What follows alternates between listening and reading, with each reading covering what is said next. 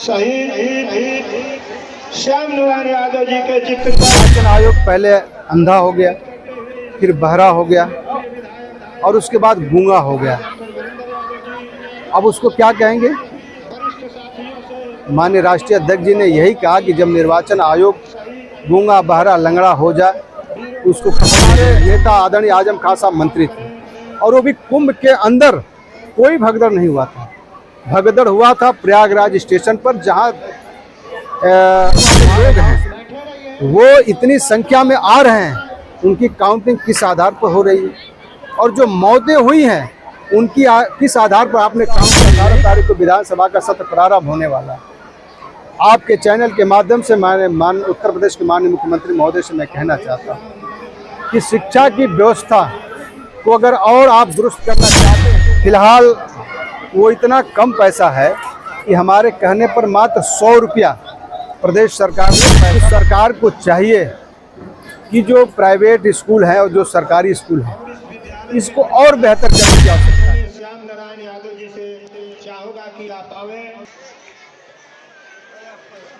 आज आप आए थे वार्षिक उत्सव में और विद्यालय के बारे में आप इतना बढ़ावा बतिया रहे हैं और विद्यालय को सरकार बंद कर रही है, वजह क्या है?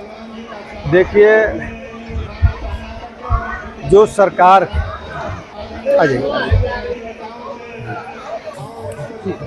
जो सरकार की नई शिक्षा नीति है, उस नई शिक्षा नीति में लगातार परीक्षाएं हो रही हैं। 6-6 महीने में जो एग्ज़ाम हो रहे हैं और जब 6-6 महीने में एग्ज़ाम हो गया और 6 महीने पढ़ाई और 6 महीना एग्ज़ाम, तो किस प्रकार का शिक्षा नीति? दूसरी तरफ मैं कहूँगा तो सरकार को चाहिए कि जो प्राइवेट स्कूल हैं और जो सरकारी स्कूल हैं इसको और बेहतर करने की आवश्यकता है। जहाँ तक विद्यालयों का सवाल है, अगर प्राथमिक विद्यालय और मिडिल विद्यालय और जो और ये प्राइवेट विद्यालय हैं, इस विद्यालयों में शिक्षा को और बेहतर करने की आवश्यकता है। जिस प्रकार से समाज आज बदल रहा है आधुनिकता के तरफ, जब लोग भाग रहे हैं तो उस प्रकार की शिक्षा व्यवस्था नहीं है। मैं कहना चाहूँगा कि मैंने सरकार से एक प्रश्न पूछा था। सरकार से मैंने प्रश्न पूछा था कि आपकी जो ये पॉलिसी है जिस पर गार्जियन के खातों में आप पैसा दे रहे हैं ड्रेस के लिए, उनके कॉपी और किताब पे, वो पैसा बहुत कम है। फिलहाल वो इतना कम पैसा है कि हमारे कहने पर मात्र 100 रुपया प्रदेश सरकार ने पैसा बढ़ाया, लेकिन उस 100 रुपये से और पैसा और धन देने से कुछ नहीं होता है। सरकार अगर दे ही रही है तो उस पर जीएसटी भी लगा रही है। कॉपी पेन उस पर जीएसटी लग रहा है, बस्ते पर जीएसटी लग रहा है। तो जीएसटी क्यों लगा रही है? जीएसटी किस पर?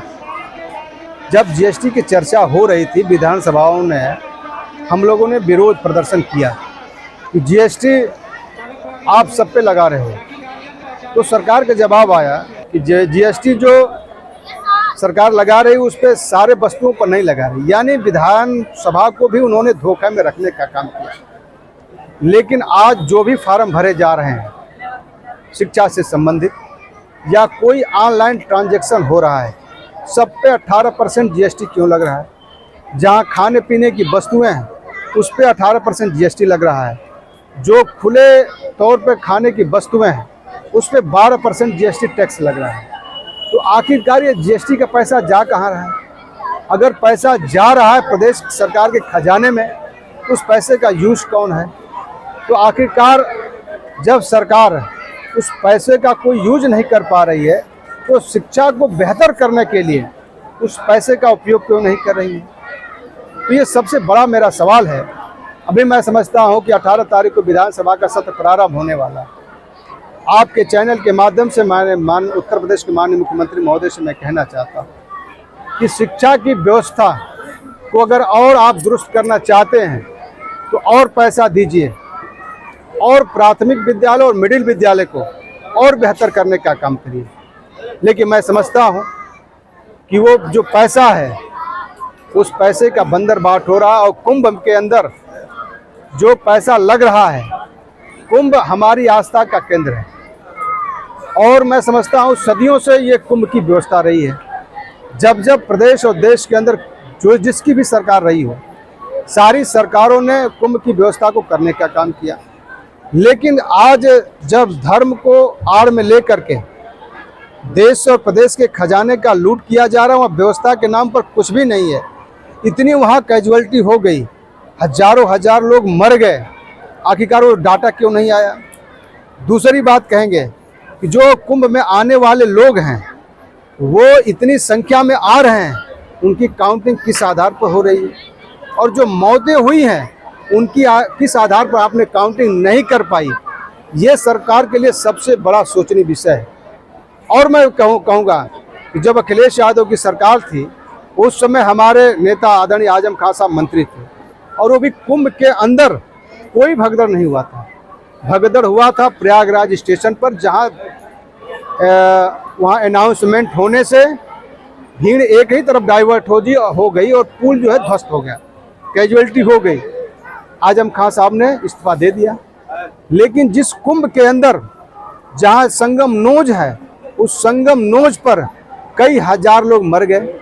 जेसीबी के माध्यम से उस वस्त्र को उठाया गया, उस वस्त्र के अंदर मनुष्य की बॉडी मिली, उसको क्यों छुपाया गया? और विधायक जी, कूड़ेदान में मनुष्य की बॉडी मिली, उसको क्यों छुपाया गया? ये बड़ा सवाल है। विधायक जी, बिल्कीपुर चुनाव हारने के बाद आपके राष्ट्रीय अध्यक्ष अखिलेश यादव जी कफन की बात कर रहे हैं, वजह क्या है? जब लोकतंत्र के अंदर चुनी हुई सरकार जब कोई निर्णय नहीं कर पाता है चुनाव के अंदर, तो निर्वाचन आयोग है, निर्वाचन आयोग नहीं सुन पाता है तो हमारे हाथ में हाई कोर्ट है, सुप्रीम कोर्ट है। तो जब निर्वाचन आयोग हमारी आवाज़ को नहीं सुनेगा तो हम क्या कहेंगे? निर्वाचन आयोग पहले अंधा हो गया, फिर बहरा हो गया और उसके बाद गूंगा हो गया। अब उसको क्या कहेंगे? माननीय राष्ट्रीय अध्यक्ष जी ने यही कहा कि जब निर्वाचन आयोग गूंगा बहरा लंगड़ा हो जाए तो उसको कफन दे देना चाहिए। विधायक जी, आपके ही जिले के और गठबंधन के साथी हैं ओम प्रकाश राजभर, पंचायती राज मंत्री हैं, और गाजीपुर में बीते दिन हुआ, अभी बहुत कम दिन हुआ है, घरौनी बांटे हुए हैं। और घरौनी में स्थिति ये पैदा हो गई है पूरे जिले में कि इनका छप्पर उनके पाले में, उनकी जमीन उनके पाले में। तो इस पर अब क्या कहिएगा? सरकार का यही है, एक दूसरे को लड़ाना है। ये घर का झगड़ा वो घर है, वो घर का झगड़ा है वो घर है। यही तो राजनीति है प्रदेश की, और क्या राजनीति है? वो लोग अगर जनता लोकतंत्र के अंदर सरकार को इसीलिए चुनती है कि हमारी मूलभूत सुविधाएं, रोटी, कपड़ा, मकान, चिकित्सा और शिक्षा, ये 5 मूलभूत आवश्यकता है। इस 5 मूलभूत आवश्यकताओं में अगर सरकार काम नहीं कर पाती है तो उसको क्या कहेंगे? सरकार फेल है। प्रदेश की सरकार और देश की सरकार, दोनों सरकारें फेल है। इसलिए मैं कहना चाहूँगा, ये सरकार सिर्फ लड़ाकर राजनीति करने वाली है। जनता इनकी राजनीति को समझ गई है। आने वाले 27 के चुनाव में भारी अंतर से भारतीय जनता पार्टी की विदाई होने जा रही है।